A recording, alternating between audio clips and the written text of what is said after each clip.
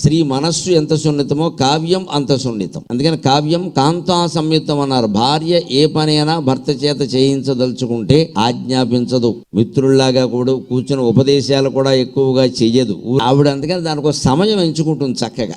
ఎప్పుడు చెబితే వీడు వింటాడు. ఎప్పుడో ఒకప్పుడు ఇంటికి రాక తప్పదు కదా, 2 మెతుకులు తినక తప్పదు కదా, నాతో కాస్త సరదాగా మాట్లాడక తప్పదు కదా, ఆ సమయంలో జాగ్రత్తగా ఏమిటి సంగతి అని చెప్పి కాస్త ఎక్కిస్తే తప్పనిసరిగా ప్రతి మొగాడు చేస్తాడు, లక్ష్మీ నరసింహస్వామి సహా. అందులో అనుమానం వెళ్ళేది. మనం ఒకవేళ నరసింహస్వామిని చూడడానికి కాస్త భయంకరంగా ఉండి ఏదైనా ఇబ్బంది ఉంటే పక్కన లక్ష్మీదేవితో చెబితే నేను చూసుకుంటాను లేను వెళ్ళమని చెబుతుంది ఆవిడ. ఈయన ఎప్పుడు ప్రశాంతంగా ఉంటాడో, ఎప్పుడు కాస్త చెబితే వింటాడో తెలుసు.